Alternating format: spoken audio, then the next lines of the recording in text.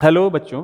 अब इस वीडियो में हम समझते हैं सूफी मत का विकास और सूफी मत। ठीक है, बहुत सारे शब्द हैं, पहले हम समझ लेते हैं। सूफी मत लिखा हुआ है, देखिए सूफी मत का अर्थ क्या है। इस्लाम धर्म में वह परंपरा जिसमें संन्यास, त्याग, भक्ति पर बल दिया गया है और एक ईश्वर की आराधना हेतु आध्यात्मिक और प्रेमपूर्ण तरीकों का विशेष इस्तेमाल किया जाता है, वह सूफी मत है। ठीक है, इस्लाम धर्म की एक परंपरा है। मैं ये नहीं कह रहा हूँ कि इस्लाम की मैं धर्म न जोड़ें आप, इस्लाम की एक परंपरा हो गई है विकसित, जिसमें कुछ संत ऐसे हुए जो कि संन्यास, त्याग और भक्ति पर जोर देते हैं और एक अल्लाह की आराधना, मैं एक ईश्वर की आराधना लिख रहा हूँ तो एक अल्लाह की आराधना पर जोर देते हैं और आध्यात्मिक रूप से अल्लाह से सीधे जुड़ना चाहते हैं और प्रेमपूर्ण तरीकों का इस्तेमाल करते हैं। प्यार, भक्ति, डिवोशन, भक्ति मतलब डिवोशन का बिल्कुल समर्पण का ये प्रयोग करते हैं। तो यही सूफी मत है बच्चों। अब इनकी कई विशेषताएं हैं, देखिए सूफी मत के प्रमुख बिंदु क्या है जिन पर टिका हुआ है। एक तो भाई ये रहस्यवादी होते हैं, जितने भी बड़े बड़े कवि हैं, जितने बड़े बड़े पोएट्रीज लिखने वाले हैं, जितने बड़े बड़े ये संत होते हैं, वह रहस्यवादी होते हैं। देखिए बड़ा एक अलग का टेक्निकल पॉइंट है, ये किसी कर्मकांड को नहीं मानते हैं आमतौर पर। रहस्यवादी कौन होते हैं? माइस्टिक वर्ड इसके लिए यूज किया गया, रहस्यवादी, माइस्टिक पीपल। रहस्यवाद का मतलब होता है जिसमें रहस्य हो। देखिए ईश्वर से निरंतर संवाद, continuous communication with the god is called the mysticism. अब इसमें आप प्रूफ नहीं कर सकते कि कॉन्टिन्यूसली वो गॉड से रिलेशन है उसका कि नहीं, वो बात कर रहा है कि नहीं, तो आप तो बोलोगे अजीब सी बात है। But this is mysticism is related to the spirituality मतलब रहस्यवाद का संबंध जो है एक तरह से आध्यात्मिकता से है, जिसमें भक्त और भगवान के बीच कोई नहीं होता है और इसमें कुछ रहस्यमयी बातें होती हैं, प्रेम में भक्त डूब जाता है, यही रहस्यवाद है। ठीक है, इसको डिफाइन करने के लिए आप हिंदी के टीचर से पूछ सकते हैं। तो एक पहली चीज़ है रहस्यवाद होता है, सूफी मत रहस्यवादी है जिसमें अल्लाह की इबादत वो करते हैं, एक ईश्वर की आराधना करते हैं। ठीक है, प्रेम पर सूफी लोग बड़ा जोर देते, सूफी मत प्रेम पर बल देता है कि ईश्वर को प्रेम करो, अल्लाह को प्रेम करना है और इबादत में डूब जाना है अल्लाह की, है ना। तो इस तरह के वर्ड है, जैसे फना हो जाना, बड़ा आपने सुना होगा, फना हो गए, अल्लाह की इबादत में डूब गए, फना हो गया, तो ऐसे वर्ड यूज करते हैं। तो फना प्रेम, अल्लाह के प्यार में डूब जाना। वैराग्य, वैराग्य मतलब होता है संन्यास। सूफी आमतौर पर जो संत होते हैं या होते थे वो वैराग्य पर जोर देते हैं। मतलब वैराग्य का मतलब कि घर बार छोड़ देना, साधु संतों की तरह रहना। साधु संत का आप हिंदू से मत जोड़िएगा, लेकिन साधु संतों के रहना, सादा जीवन जीना, वैराग्य, घर बार छोड़ देना, अल्लाह की इबादत करते रहना, तो वैराग्य पर जोर दिया गया है। वैराग्य मतलब एसेटिसिज्म, भक्ति, भक्ति और समर्पण, भक्ति या समर्पण, devotion. They just have their focus on the devotion, वो अल्लाह के प्रति पूरा फोकस रखते हैं, डिवोशन रखते हैं सूफी लोग। ठीक है, ध्यान रखिएगा एक पॉइंट है, भोग के खिलाफ है। They are the against the worldly pleasures, they are against the worldly pleasures, यानी प्लेजर्स तो हैं लेकिन प्लेजर्स के खिलाफ हैं। तो प्लेजर्स के खिलाफ मतलब एक मस्त रहने वाले लोग सूफी संत होते हैं जो कि भोग विलास, वर्ल्डली प्लेजर्स के खिलाफ है। दे आर जस्ट, वो थोड़ा अलग होते हैं, त्याग तपस्या पर जोर देते हैं। भोग मतलब आप जो भी खा, जैसे मतलब मुझे गाड़ी चाहिए, मुझे बंगला चाहिए, ऐसी बातें करने वाले, उस ज़माने में भी मुझे महल चाहिए, राजा काज चाहिए, तो सूफी संत इसके खिलाफ थे। पैसा जमा नहीं करना है, पैसा बांट देते थे। तो ऐसे कुछ हमारे साधु संत भी करते हैं। तो जिस प्रकार से हिंदू धर्म में भक्ति आंदोलन का महत्वपूर्ण है, उस तरह कहीं ना कहीं इस्लाम धर्म से जुड़ा हुआ सूफी मत भी है। ठीक है, अब कुछ वर्ड्स पर ध्यान देते हैं, आपकी बुक में भी लिखा होंगे वर्ड्स, यहाँ पर देखिए सूफी शब्द के विभिन्न अर्थ क्या कहे गए हैं। मैं आपको पहले एनसीईआरटी में दिखा देता हूँ कि सूफी शब्द के विभिन्न अर्थ क्या है। यहाँ पे देखिए सूफीज्म एंड तसव्वुफ लिखा हुआ है, सूफीज्म एंड तसव्वुफ, सूफीज्म मतलब सूफीवाद, तसव्वुफ भी लिखा हुआ है। Sufism is an English word, ये सूफीज्म जो वर्ड है बच्चों, सूफीवाद जो है इंग्लिश वर्ड से निकला हुआ है। ठीक है, और वैसे ये जो ओरिजिनल वर्ड जो आपके जो बुक्स में मिलेगा वो मिलेगा बच्चों सूफीज्म, इस्लामिक जो ग्रंथ लिखे गए अरेबिक में वहाँ वर्ड मिलेगा हमें, सूफीज्म का वर्ड मिलेगा तसव्वुफ, यानी सूफीवाद को इस्लाम में कहा गया तसव्वुफ, कभी एक नंबर का आ जाए तो ध्यान रखिएगा। ठीक है, तो historians have understood this term in the several ways. अब हिस्टोरियंस जो है, जो इतिहासकार होते हैं, इस मत का जो अर्थ है बच्चों कई तरीके से लगाते हैं, मतलब कई तरह से इसको समझने की वो कोशिश करते हैं। ठीक है, अभी हम समझेंगे इसको क्या करना है, पर सबसे पहले हम इस तसव्वुफ वर्ड को इसको समझने की कोशिश करते हैं कि ये सूफी मत में क्या क्या चीज़ें आ रही हैं। तो जैसे कुछ देखें बच्चों, देखिए अर्थ देखिए आप अलग अलग। सूफी शब्द जो है कई मतलब मानते हैं कि इन शब्दों से बना, सूफ शब्द से बना है।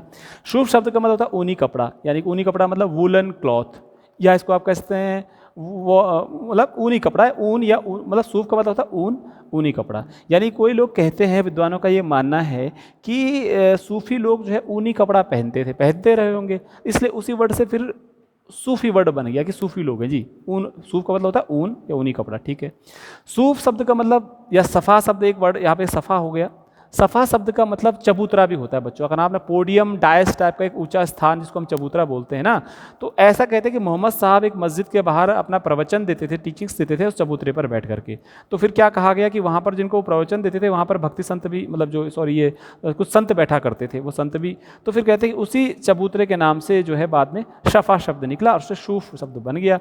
ठीक है, तो कहते हैं कि जिसका मतलब ये सीधी सी बात है कि पैगंबर की मस्जिद के बाहर जो है ज्ञान प्राप्त करने के लिए लोग बैठा करते थे और चबूतरे पे कोई प्रवचन देता था तो उस सफ़ा शब्द का वो चबूतरा, उसका नाम शफ़ा था उस चबूतरे का, तो उसके आधार पर सूफ़ी लोग बन गए। अगला एक वर्ड है बच्चों शफ़ा, एक वर्ड और भी इसका भी मीनिंग बताया जाता है कि शफ़ा शब्द का मतलब कहते हैं ना, खून सफ़ा तो सब रोग दफ़ा, क्या बोलते हैं, पेट सफ़ा तो सब रोग दफ़ा। तो शफ़ा मतलब शाफ यानी पवित्र, शाफ या पवित्र मान लीजिए, है ना, कहते हैं ना, एक डायलॉग आता है। तो शफ़ा वर्ड अब अरबी का है, पारसी का है, मैं नहीं जानता हूँ। तो शफ़ा वर्ड का मतलब साफ़ हो गया, पवित्र हो गया। यानी कि जो शफ़ा शब्द पवित्र है, तो चूँकि ये पवित्र माना जाता है, साफ़ होता है, चूँकि साफ़ कपड़ा पहनते होंगे इस्लामिक लोग या जो सूफ़ी संत हैं, तो उससे शफ़ा वर्ड बना पवित्र, तो इसलिए सूफ़ी, तो सूफ़ी पवित्र ही होंगे, अल्लाह की इबादत कर रहे हैं। शूफ शब्द का मतलब कहीं कहीं कंबल से भी लगाया गया है कुल मिलाकर। तो आप शुरू की जो 3 मीनिंग है इनको जरूर ध्यान में रखिएगा। ये कंबल जो है एक मोटा ऊन का बना हुआ कंबल पहनकर सूफी संत हमेशा रखते थे। तो कोई कुल मिलाकर सूफी शब्द की उत्पत्ति इन 3 शब्दों से मिलकर, किसी एक शब्द से मिलकर बनी हुई है, विद्वानों का ऐसा मानना है। ठीक है, तो इतना आपको समझ में आ गया हो, दोबारा आपको बता रहा हूँ आपको क्या करना है। सूफीवाद किसे कहते हैं, सूफी कौन होते हैं? सूफी इस्लाम में वो संत होते हैं जो एक अल्लाह की इबादत या आराधना, मतलब एक ईश्वर की पूजा विशेष रूप से प्रेम भक्ति त्याग से करते हैं। आमतौर पर ये लोग खानकाहों में रहा करते थे। खानकाह मतलब विशेष रूप से बनी हुई इनकी अपनी धर्मशालाएं, निश्चित स्थान, इनके भक्त होते थे, मुरीद होते थे। बहुत सारी लंबी स्टोरीज आप लिख सकते हैं बाद में जब हम आगे पढ़ लेंगे। अब मैं आपको बताने वाला हूँ कि सूफी मत की विशेषताएँ क्या है, जो मैंने हेडिंग्स बनाई हैं। मैं इसको एक्सप्लेन नहीं कर रहा हूँ, मैं सिर्फ हेडिंग्स बनाई हुई हैं। सूफी मत की विशेषताएं क्या हैं, सूफीवाद की विशेषताएं क्या हैं, जो मैंने आपको एनसीईआरटी के बेसिस पर बनाई हैं और भी बनाई जा सकती हैं अगर मैं सर्च करूंगा तो। सूफी मत एक रहस्यवादी मत है। रहस्यवादी मत है, ये एक अल्लाह की इबादत पर जोर देते हैं, एक ईश्वर की इबादत पर जोर देते हैं और ईश्वर से निरंतर संवाद करते हैं, ऐसा इनका मानना है।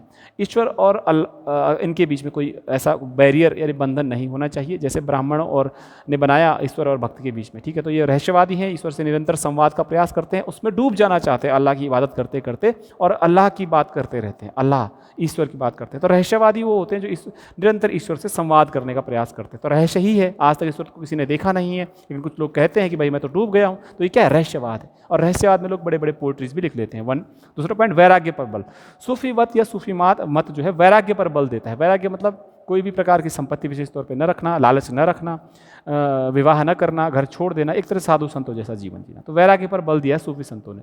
हाँ, ऐसा भी है, कई सूफी संत ऐसे भी हैं जिन्होंने कि राजकीय पद भी धारण किए, ऑफिशियल पोस्ट भी होल्ड की और उनके पास पैसा भी रहा है, ऐसा भी स्टीम एग्जाम्पल है। फिर भी मैं कहूँगा कि वैराग्य पर बल देना है इन्होंने, है ना। प्रेम व भक्ति पर जोर, they focused on the Prem, love and the devotion towards the God, one God. They focused on the love and devotion towards the one God, ये आप फोकस करके आगे पढ़ेंगे। भोग विलास से विरक्ति, they just away from the worldly pleasures, जो दुनियादारी में जितने भी एक सुख सुविधा हैं उससे वो अलग रहने का प्रयास करते हैं या अलग रहते हैं आमतौर पर, भले हमेशा ऐसा नहीं किया गया, पर भोग विलास से दूर। ऐसा लग रहा होगा आपको कि आप हिंदू धर्म में जोगी और साधुओं के बारे में पढ़ रहे हैं, भले एग्जैक्टली कई चीज़ें सच हैं, कई चीज़ें अलग भी हो सकती हैं। ईश्वर के आदेश को, ईश्वर के आदेश ही मान्य है इनके लिए, ईश्वर के आदेश ही, ईश्वर ने, अल्लाह ने जो कहा है उनको मान्य है। और किसी भी चीज़ को, दुनिया में जो चीज़ें कोई कहता है तो उसको हमको प्रैक्टिकल करके समझ के ही स्वीकार करना चाहिए, ऐसे सूफी लोगों का मानना है। यानी अल्लाह का तो हम मानेंगे बात को, लेकिन बीच के जो बैरियर्स कोई कहता है अगर, तो उसको सोच समझ कर मानिए। तो कुल मिला के इस्लाम धर्म के अंदर कहीं ना कहीं उदारवादी चेहरा है, लिबरल फॉर्म ऑफ इस्लाम को क्रिएट करने वाले हैं सूफी लोग। ठीक है, मैं फिलहाल समझा रहा हूँ, समझना ही काफ़ी है। कुरान मानने पर बौद्धिक मान्य, देखिए कुरान को मान्यता है, कुरान को मान्यता देते हैं, लेकिन जो लोग कुरान की लाइन टू लाइन एक्सप्लेनेशन करते हैं, इंटरप्रेशन करते हैं, स्कॉलस्टिक डेफिनेशन जो वहाँ पर लिखा होगा, एक्सप्लेनेशन लिखा होगा, तो कुरान में जो जो बातें लिखी हैं वैसा का वैसा स्वीकार नहीं करते हैं जैसा कुरान में कहा गया है, बल्कि कुरान की व्याख्या अपने हिसाब से इन्होंने की कि मेरा पर्सनल व्यक्तिगत अनुभव क्या है। जैसे अगर आप भागवत गीता पढ़ते हैं तो भागवत गीता में जो लिखा है, जिसने किसी ने आपको अर्थ बता दिया, तो आप उसको समझने के बजाय खुद फील करना चाहेंगे कि भागवत गीता में क्या लिखा हुआ है। ठीक है, तो कुरान की बौद्धिक व्याख्या की बजाय, बौद्धिक का मतलब होता है कि जो अक्षर टू अक्षर समझना, कोई एक ही डेफिनेशन निकल रही हो कुरान की। आपको मैं बता दूं, कुरान जो लिखी गई है, बच्चों ऐसा कहते हैं कि कुरान में कई मीनिंग्स निकाली जाती है, कुरान में जो लिखा गया तो समझना पड़ता है उसको, है ना। अधिक मैं नहीं कह रहा हूँ अभी।